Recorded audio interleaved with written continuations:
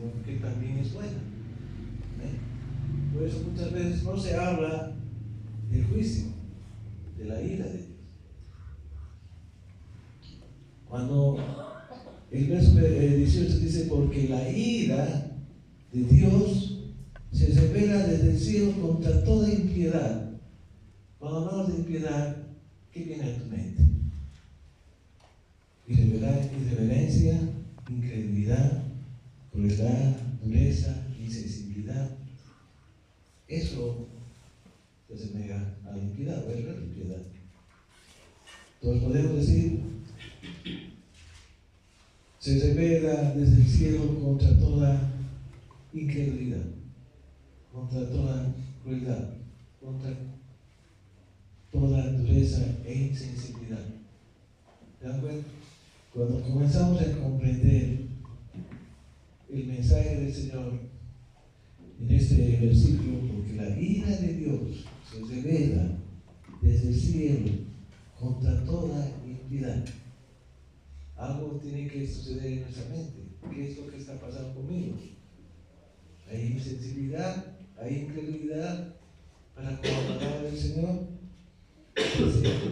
E injusticia de los hombres que detienen como injusticia la verdad. ¿Cuál es la verdad? Es la palabra de Dios. ¿Verdad? Esa es la verdad. ¿Saben? Estamos con tal prisa de ganar amigos, de ganar personas, familiares que están con nosotros, para que vengan al Señor. Estamos muy a prisa. Por lo menos deberíamos estar deprisa para buscar hermanos, no buscar, sino llevarlos a los pies del Señor, a nuestros amigos, a nuestros familiares, etcétera, etcétera.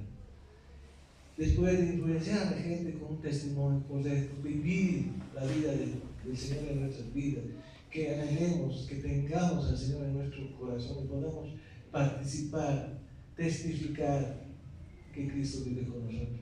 Pero a veces hacemos eso y es correcto, y está bien, y está muy bien que podamos hacer eso. Pero nos olvidamos de este tema también, de hablar de la ira de Dios, del juicio de Dios. Sin embargo, hermanos, cuando no hablamos de esto, de la ira, y ¿saben qué? Es el comienzo del Evangelio y la acción apropiada para anunciar la gracia de Dios. Este punto que vamos a tratar hoy día es algo tan importante porque nos lleva al comienzo del Evangelio y también nos da la posibilidad de tener la gracia de Dios. Yo les pregunto, ¿cómo la gente puede entender algo del amor si no entiende el odio de Dios? Ya se está poniendo algo más interesante. ¿Cómo puede entender algo de la gracia de Dios si no entiende algo de su ley? Si no entendemos la ley, no podemos entender la gracia de Dios. ¿Cómo podemos entender el perdón si no entendemos qué es la paga del pecado? Si no entendemos qué ha pasado en la cruz, por qué es la paga del pecado, no podemos entender el perdón. ¿O cómo entendemos el perdón? Tenemos que tener un parámetro, ¿verdad? De un lado para el otro lado. Pero tenemos que entender los dos. Los hombres no pueden buscar la gracia y la salvación a menos que sean afectados por el terror de la ira de Dios. Cuando hablamos de que Dios es un Dios de ira, muchas personas se molestan. Dicen, ¿cómo Dios va a ser un Dios de ira, de enojo? Por eso no entienden a Dios, porque tenemos que entender que Dios es un Dios de ira. Dice acá, porque la ira de Dios se revela desde el cielo contra toda impiedad. Dios es perfecto, así como ama de manera total, así odia de manera total. Así como su amor es puro, el odio también es puro. ¿Amén? Vamos a ver Hebreos 1:9.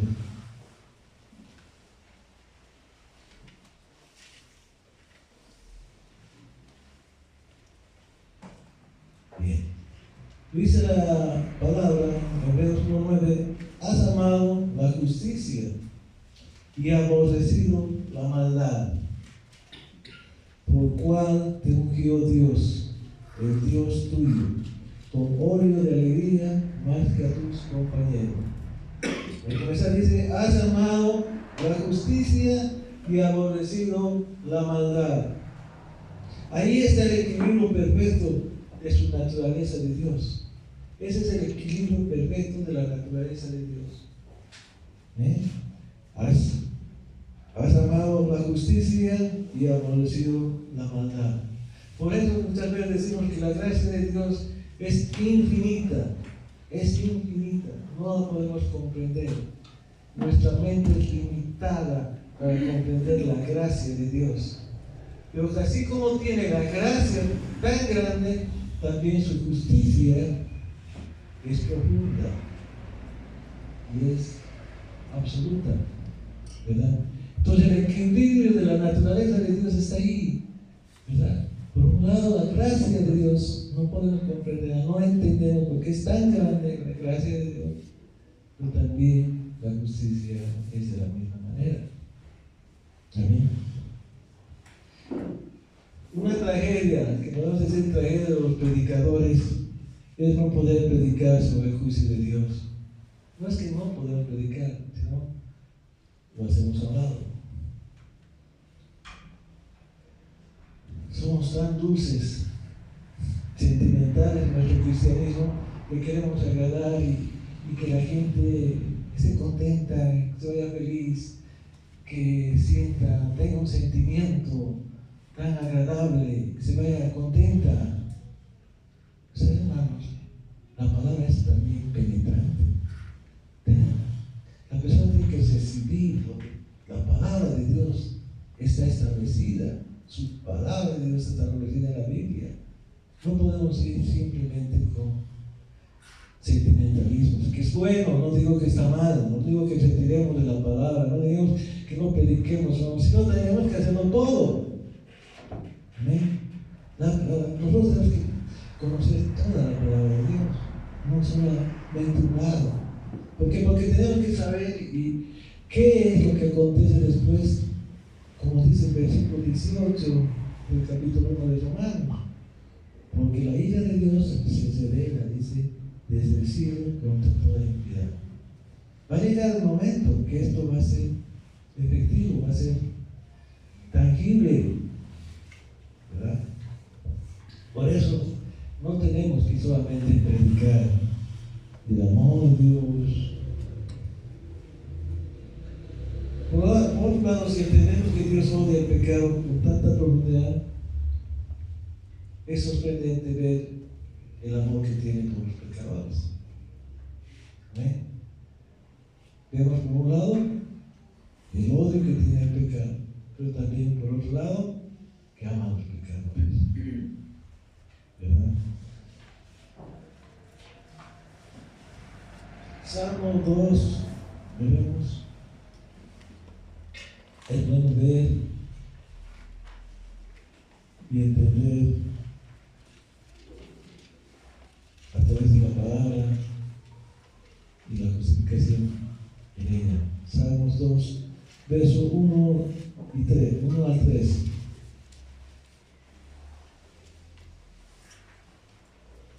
Dice: ¿por qué se amotinan las gentes y los pueblos piensan cosas vanas? Se levantarán los reyes de la tierra y príncipes consultarán unidos contra Jehová y contra su ungido, diciendo: rompamos sus ligaduras y echemos de nosotros sus cuerdas. Oh Señor.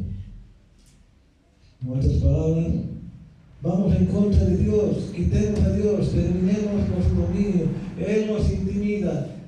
Son cosas que van contra el Señor, cosas que muchas veces se piensan. Pero dice el verso 4 y 5: el que mora en los cielos se reirá, el Señor se burlará de ellos. Luego hablará a ellos en su furor y los turbará con su ira. Y el verso 12 del mismo capítulo dice: honrad al Hijo para que no se enoje y perezcáis en el camino, pues inflama de pronto su ira. Bienaventurados todos los que en Él confían. Amén. Dios está mostrando la ira del Señor, ¿verdad? Ahí está aseverando que es un Dios también de ira, que tiene ira, tiene enojo.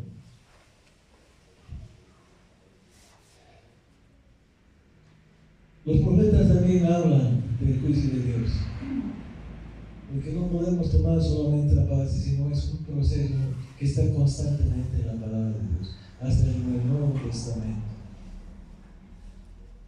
Bueno, hay varios versos que les voy a pedir una ayuda, y alguien puede leer Salmo 78, 49, 51. Otro puede leer Isaías 9, 19. Y otro hermano puede ser también 9, 22. Romanos 9, 22.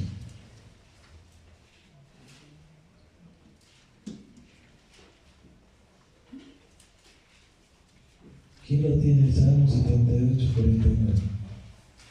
Adelante, hermano.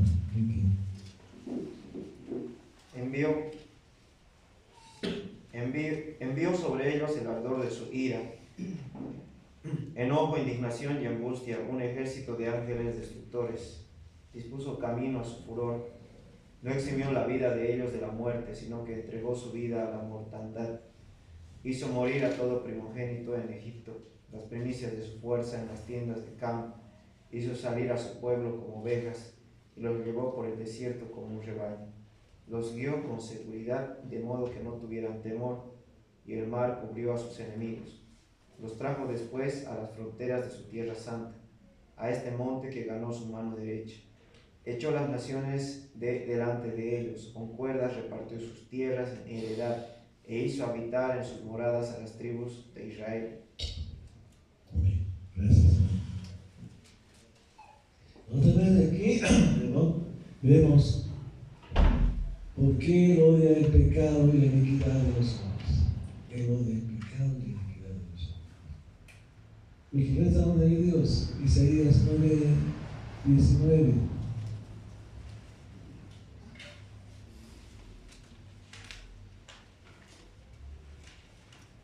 ¿Quién lo tiene? Adelante, hermano.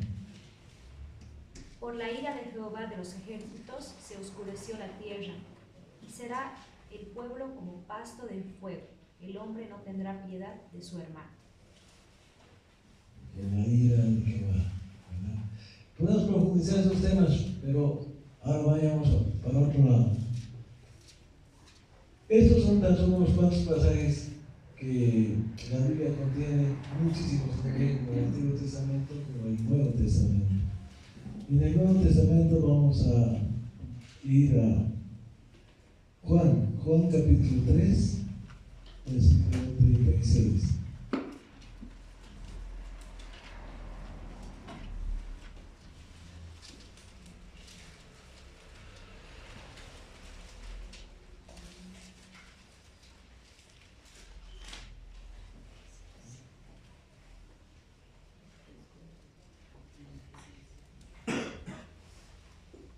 El que cree en el Hijo tiene vida eterna, pero el que se rehúsa a creer en el Hijo no verá la vida, sino que la ira de Dios está sobre él. Tremendo, ¿verdad? El que cree en el Hijo tiene vida eterna, pero el que se rehúsa a creer en el Hijo no verá la vida, sino que la ira de Dios está sobre él. La ira de Dios está sobre él. Aquel que se rehúsa a creer en el Señor, aquel que se rehúsa a compartir de su palabra, aquel que se rehúsa a entender lo que Dios le ofrece, dice que la ira de Dios está sobre él. Esto también está conforme a lo que dice Romanos capítulo 1, ¿verdad? Verso 18, versículo 18.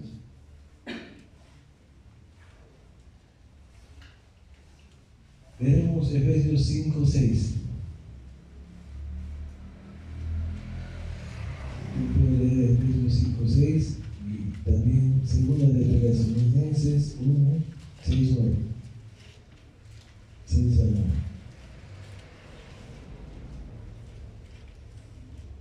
Efesios 5, 6.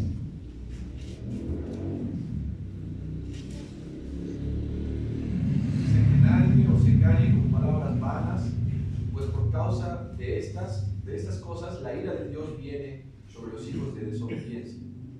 Una vez más, por favor, Alvarito. Que nadie os engañe con palabras vanas, pues por causa de estas cosas la ira de Dios viene sobre los hijos de desobediencia. Que no se engañen, dice, ¿verdad? Que no me engañen. Para no sentirse engañado, hermano, tienes que escudriñar la palabra. Tienes que buscar, estudiar, leer la palabra. Estar en los estudios que la iglesia presenta, porque necesitamos conocer la palabra para que no nos engañe. ¿Quién te va a poder engañar si conoces la palabra? Si estás guiado por el Espíritu Santo, si buscas de Dios, ¿verdad? Que nadie nos engañe. Gloria a Dios. Segunda de Tesalonicenses 1, del 6 al 9.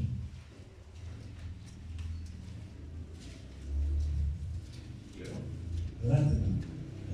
Porque es justo delante de Dios pagar con tribulación a los que os atribulan, y a vosotros que sois atribulados, daros reposo con nosotros, cuando se manifieste el Señor Jesús desde el cielo con los ángeles de su poder, quien llama de fuego para dar retribución a los que no conocieron a Dios ni obedecen el Evangelio de nuestro Señor Jesucristo, los cuales sufrirán pena de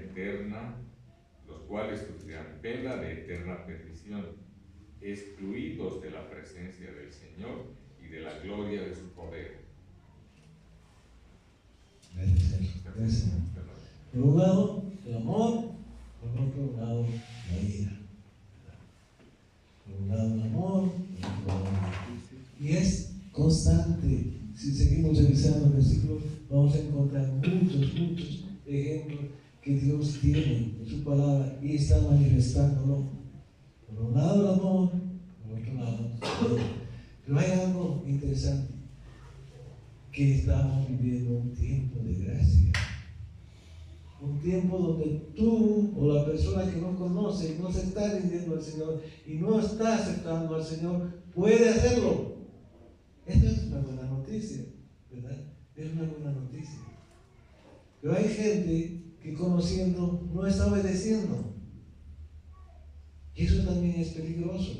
¿Por qué? Que conociendo la palabra del Señor no estás obedeciendo, no estás haciendo lo que dice el Señor que hagas, lo que Él pretende de ti. ¿Entiendes?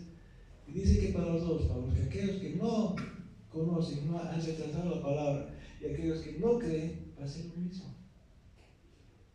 ¿Entiendes? Van a tener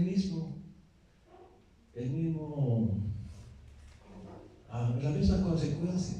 Aunque hayas conocido, aunque conozcas la palabra, pero si no estás obedeciendo, vas a tener quizás como los incrédulos o como las personas que han rechazado al Señor.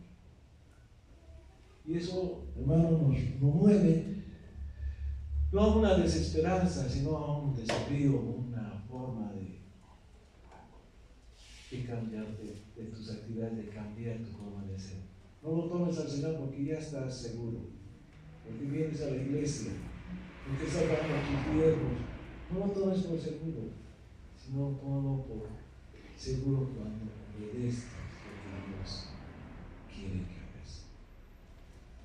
Ahí vas a estar seguro, porque estás plenamente haciendo lo que Dios quiere, lo que Dios te demanda.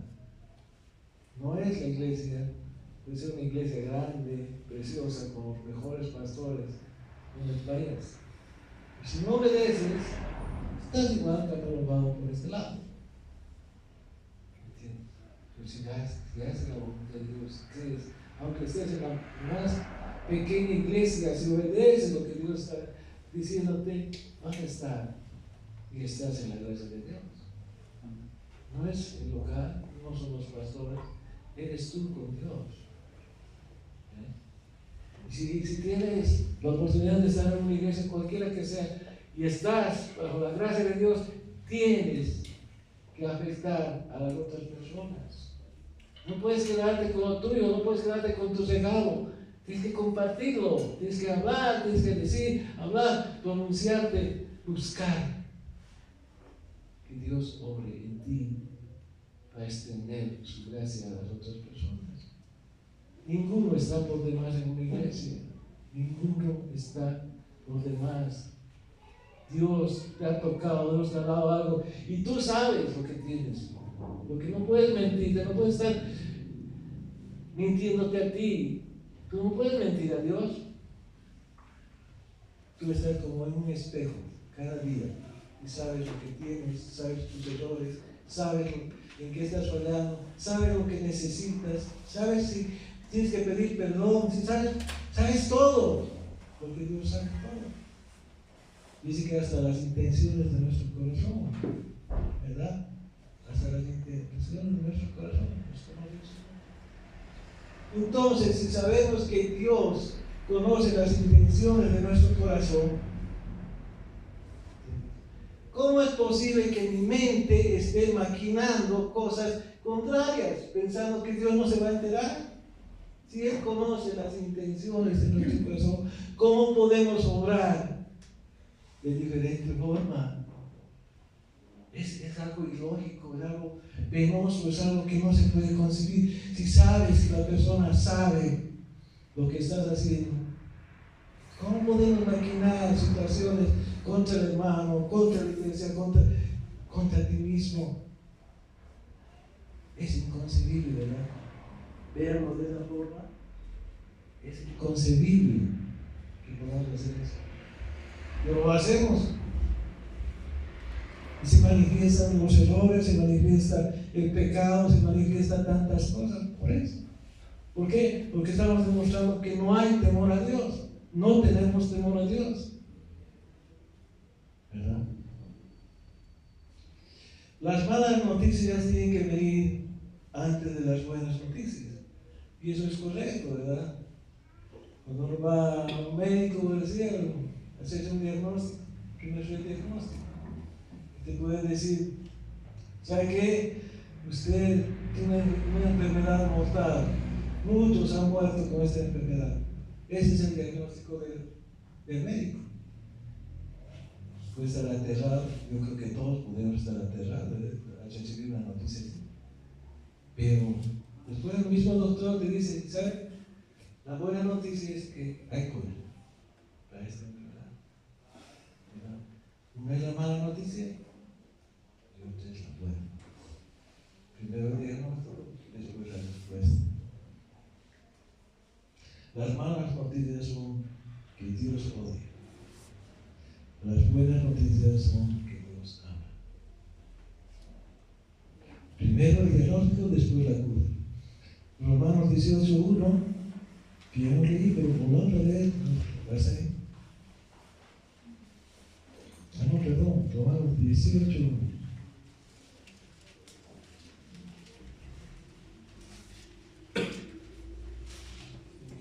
No, 8:1.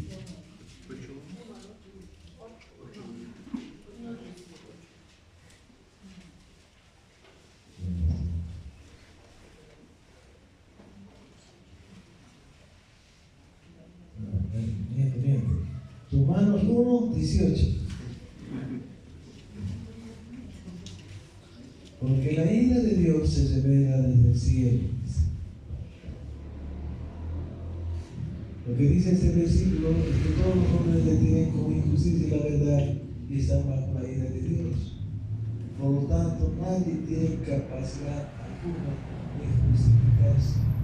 Nadie se puede justificar por sí mismo. Vemos el verso 17, el anterior. Porque en el Evangelio la justicia de Dios se revela por fe y para fe, como está escrito, mas el justo por la fe vivirá. Nadie, no es por obra, no podemos justificarnos por obra. Dice solamente es por fe. ¿Amén? Y eso es bueno, ¿verdad? Eso es bueno. Tan solo por fe, queriendo. No son por obras, no es que tienes que hacer cantidad de cosas agobiantes, torturadoras, limitantes, empobrecedoras. No tienes que hacer ese tipo de cosas, sino solamente por fe. Amén.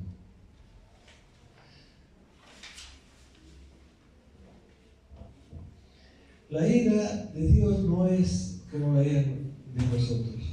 La ira de nosotros es cuando nos ofenden y reaccionamos, y la ira se establece de una forma muy diferente. La ira de Dios es una ira divina. Es una ira divina. La ira de Dios es perfecta, como su persona es perfecta. Es así. Todo en Él es perfecto. Todo en Él es. Y si hay ira, si hay enojo, es perfecto, porque Él es perfecto. Amén. No podemos buscarle ningún tipo de ángulo al Señor. Él es perfecto y así lo creemos. Él es santo porque así es. Es verdadero porque es verdadero. No podemos buscar alguna situación ahí. Entonces, si hay ira en el Señor, es perfecta. Si hay odio, es perfecta. Porque hemos leído varios versículos y muchos hemos dejado de leerlo. Pero ustedes pueden encontrar una palabra ahí que habla de la ira, del enojo, del pudor. Él habla, la palabra habla y Él lo dice. Entonces establece que Él tiene ira, pero es una ira perfecta, es una ira divina. No es como nuestra ira que reaccionamos porque nos hacen algo, porque sentimos, porque por muchas cosas reaccionamos y la ira sale, ¿verdad? Y hacemos daño. Y si me han hecho algo a mí, pues yo quiero hacerle el doble. Y no es así, la ira.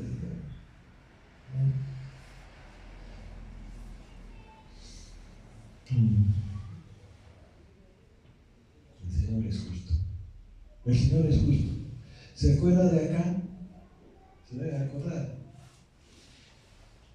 Dios le dice a Acán que cuando tome Jericó, entre y no lleve nada, absolutamente nada. No traigan nada de este lugar. Pero Acán desobedece. ¿Qué hace? Trae muchas cosas, llega a su tienda, hace un hueco ahí y mete todas las cosas y lo disimula. Pero viene Josué y le dice: confiesa tu pecado y dale la gloria a Dios. Y dale la gloria a Dios. ¿Sabes que no se puede mentir al Señor? No se le puede ocultar nada. Si Él dijo que no hagas una cosa, no la hagas. No puede ser que nosotros podamos hacer nuestra voluntad. Recordemos que nosotros éramos esclavos de este mundo. Éramos tal y cual esclavos de este mundo. El mundo hacía lo que con nosotros queríamos. El príncipe de este mundo. Pero llega el libertador, llega Jesús, llega la palabra a tu mente, a tu corazón, y vas y te entregas al Señor. Entonces tú perteneces al reino, perteneces a ese reino, a ese Señor, y eres esclavo de ese Señor, eres siervo de ese Señor. Y un siervo hace lo que su amo le dice. No hay otra, no podemos equivocarnos, no podemos sacar una tercera situación, un tercer reino. No puedes. O eres o no eres. Y así es la palabra. La palabra es: si eres del Señor o no eres del Señor. No hay término medio. Nos han puesto en la mente muchas cosas, que yo soy bonito, que no hago mal a nadie, moralistas. ¿Saben qué? De los moralistas puede haber gente moralista, gente que se las respeta por su conducta, pero eso tendría que llevar a la perfección que es Cristo Jesús. Porque si se queda como moralista, va a ser tomado para otro lado. Porque está impidiendo que llegue la verdad, como dice Romanos capítulo 1, versículo 18. ¿Verdad? Está impidiendo. Por lo tanto, moralista y no moralista se van a quedar, ¿verdad?, a esa edad. Yo quiero que entendamos eso, porque hay mucha gente que cuando llevas la palabra sacan muchos argumentos que son correctos, son moralistas, pero cuando leemos la palabra de Dios, ni ellos van a poder, digamos, tener otro comportamiento, o el Señor va a tener otro comportamiento con ellos. Ellos lo van a catalogar porque han impedido la verdad del Señor. El ser moralista, no, vuelvo a repetir, tendría que ser encaminado a la perfección que es Cristo Jesús. Por sus hechos, por los buenos actos que tiene, por esa educación que tiene, tendría que conducirlo a la perfección que es Cristo Jesús.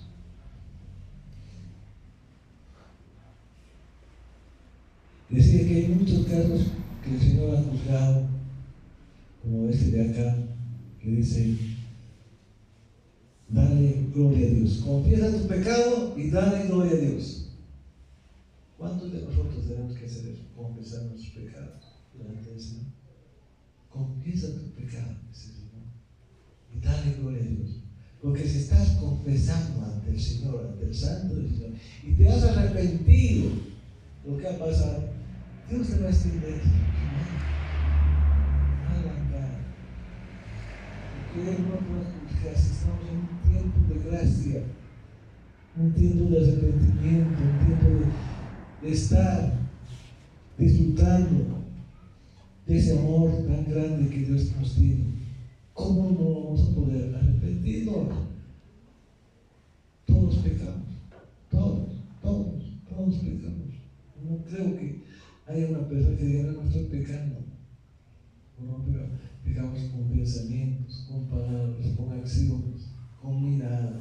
Pecamos de tantas formas, hermano. Por eso Dios nos ha dado el arrepentimiento. Vamos a Él, arrepentidos. Obviamente que eso de los pecados no quiere decir que sigamos pecando como un libertinaje, ¿no? Sino, si te has arrepentido de un pecado que has cometido, pues no lo vuelvas a hacer. Trata de no volverlo a hacer. Arrepiéntete. No programes tus pecados. Hay gente que programa sus pecados. Jueves y viernes voy a pecar, y el sábado y el domingo, bueno, me voy a arrepentir. Y el lunes voy a comenzar mi vida hasta qué, hasta otra vez al jueves o el viernes. Y eso no es correcto. Creo que no hay nadie acá que hace eso, pero vamos a encontrar a gente que es así. Y vive así, y vive hasta que su corazón se endurece de tal manera que para él es normal. Señor, me perdona, sabe cómo soy débil, por eso el Señor me perdona, y a veces viene y deja su ofrenda y su diezmo, y con eso piensa que el Señor se olvida de todo. No es así. Va a llegar un momento que el Señor va a interesar y va a ser muy justo, va a ser muy duro. Y tal vez cuando Él sea muy duro con esa persona, la persona todavía se ofenda y diga: ¿por qué me trata el Señor así? ¿Por qué me pone en esta situación? ¿Por qué estoy pasando esto? Y le pongo y le pida situaciones todavía al Señor. No lleguemos a eso. No es necesario llegar a eso. Vamos a ver. Antes que recibes el juicio, mereces comenzar el pecado.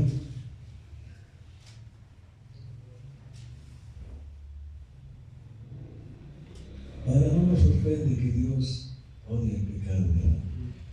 Porque la ira de Dios se manifiesta, está siendo constante y está siendo constantemente revelada. ¿Saben? Fue revelada en el huerto de Edén.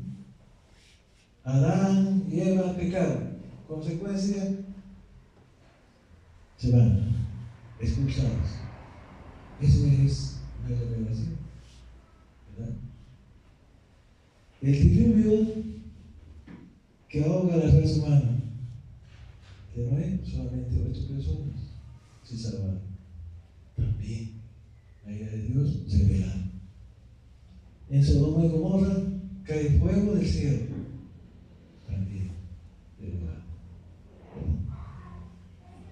Pero la ira más grande que fue dado por Dios fue en la cruz del Calvario. Dios odia con tal profundidad el pecado que permitió que su propio Hijo reciba la ira más grande. Qué tremendo, ¿verdad? Todo el pecado, si nos imaginamos por un momento, todo el pecado del mundo, todo el pecado del mundo, estuviera como un lago, digamos así, si va desde llenando,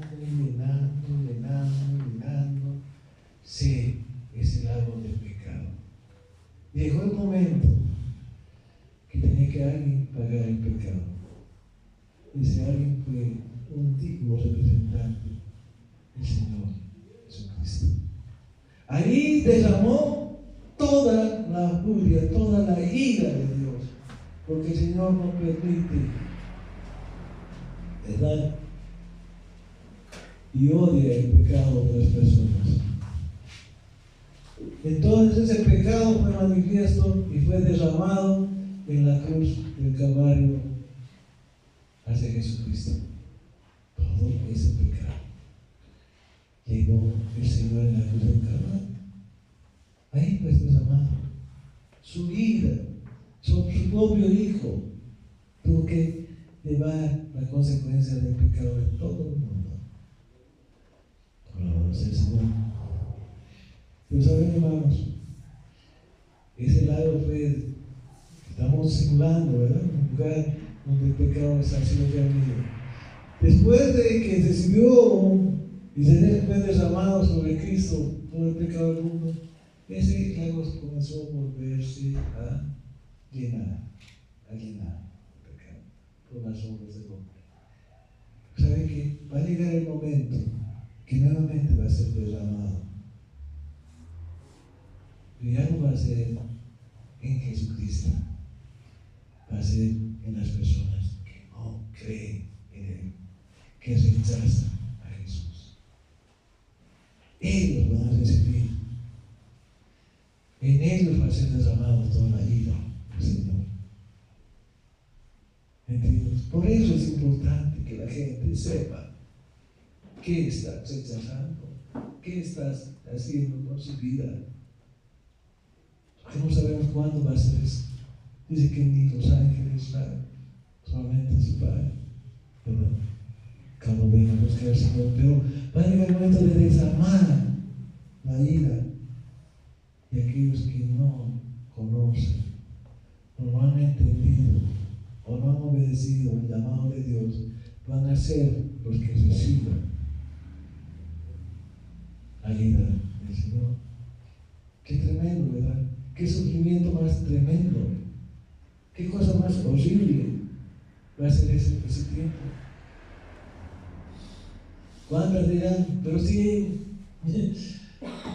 mi hermano, mi padre, mi madre me han hablado tanto del Señor, yo no he hecho caso.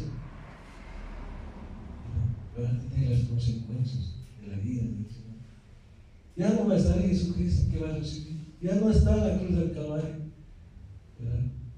Va a estar tú, porque cada uno de nosotros debería haber pagado ese precio en la cruz del Calvario. Nosotros debíamos haber recibido, pero Jesucristo se puso ahí y dijo: yo voy a tomar las consecuencias de todo el pecado para hacernos ahora. Por eso dice, tenemos que creer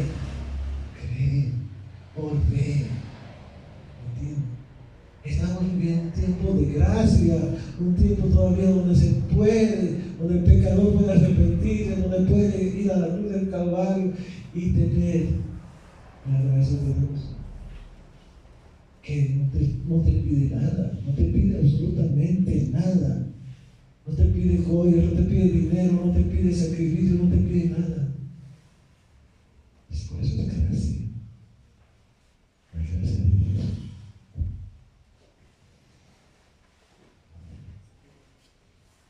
Dios ha estado de manifestar su vida, eso es cierto. Pero el pecado se va acumulando y va a llegar un día que la ira de Dios va a ser derretida. Porque aquellos que no creen, porque ellos detienen la verdad sin importar lo que diga o ha hecho su pecado. ¿Qué dicen las personas? No hay Dios. La palabra está, no la tengo ahora. Pero hay un pasaje que dice, no hay Dios.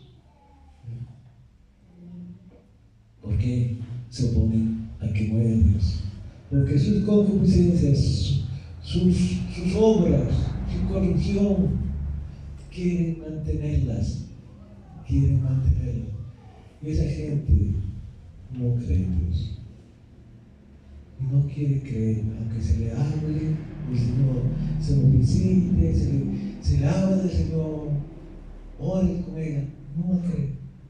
Porque está bien como está en su familia, disfrutando de su corrupción, disfrutando de su vida como Él quiere, ¿entiende? Haciendo lo que Él quiere, no lo que Dios quiere que hagas, sino lo que Él quiere hacer.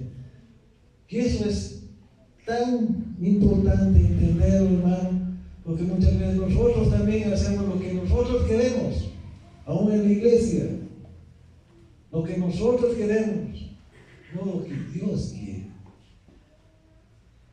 Lo que el Señor quiere que se haga, sino lo que nosotros queremos hacer. Peor, las personas que no conocen al Señor, se los invita, se les habla del Señor, van a rechazar porque ellos quieren hacer lo que ellos quieren.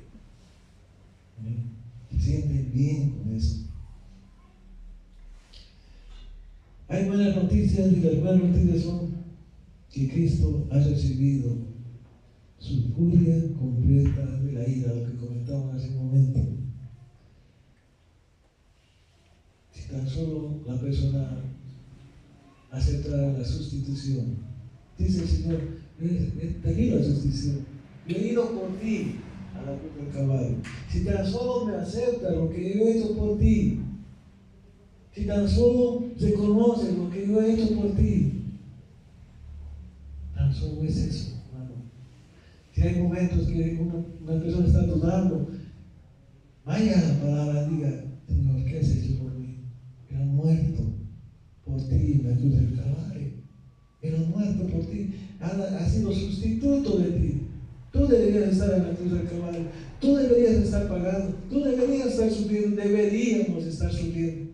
Pero Él vino por nosotros, para que podamos nosotros seguir la obra del Señor. Seguir la obra del Señor. Pero a veces no hacemos. No hacemos su obra del Señor. Estamos en otras cosas, pensando en diferentes situaciones. Vamos, reflexionemos ante el Señor, reflexionemos ante la cruz del Calvario, reflexionemos a dónde pertenecemos nosotros. Pertenecemos al reino de Dios, somos sus siervos del Señor. Éramos siervos de este mundo, del príncipe de este mundo, ahora hemos pasado a ser siervos de Dios, y como siervos tenemos que obedecerle. Pero no obedecerle por la fuerza, por el temor, sino por amor, porque Él ha muerto por amor a ti. Él se entregó por amor a ti, por amor a mí. Entonces nosotros tenemos que obedecerle por amor. No hay otra cosa. Porque no se puede amar por obligación, ¿verdad? Muchas veces hemos escuchado, yo no puedo amar a esta persona por obligación. Y es cierto, no podemos amar por obligación. Tenemos que amar porque queremos amar, porque nos sentimos bien, porque queremos oración. Alabado sea el Señor.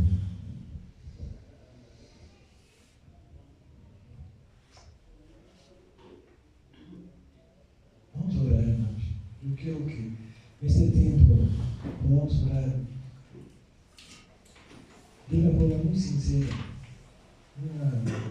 de una forma que puedas entender lo que el Señor ha hecho por cada uno de nosotros.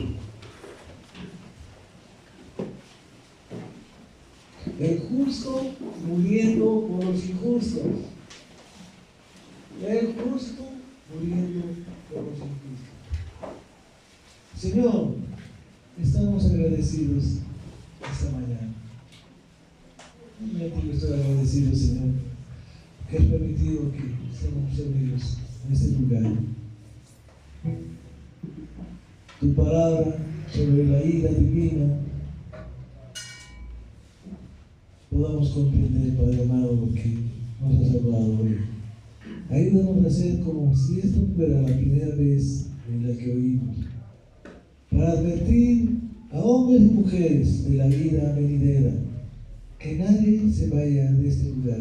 Señor, te pido por Dios, que no se vaya nadie de este lugar esta mañana con ira o bajo juicio, condenación, sino que acepten la provisión de gloria de Cristo, el sacrificio que hizo Cristo en la cruz del Calvario. Si no conocen a nuestro Señor Jesucristo, este es el momento, este es el tiempo en el que usted puede abrir su corazón, reflexionar, decir: Señor, yo quiero tu gracia, quiero tu perdón, quiero conocerte más, Señor, quiero sentir de ti, mi Dios amado, ese amor tan profundo como lo has demostrado en la cruz del Calvario. Señor, te amo, te necesito. Hay vacíos en mi corazón, hay preguntas sin respuestas, hay tantas cosas que quisiera conocer, Señor. Por eso vengo a ti esta mañana, Señor. No quiero irme con condenación o con juicio de lo que hemos escuchado, Señor. Más al contrario, Señor, quiero ir con una perspectiva diferente en mi corazón. Que mi mente esté llena de tu palabra y respuestas tuyas, Señor. Quiero buscar tu presencia, Señor. Perdóname si he estado obrando de diferente forma. Hoy, Padre amado, necesito de ti. Te doy gracias, Padre amado, por todas las personas que estamos presentes en este lugar,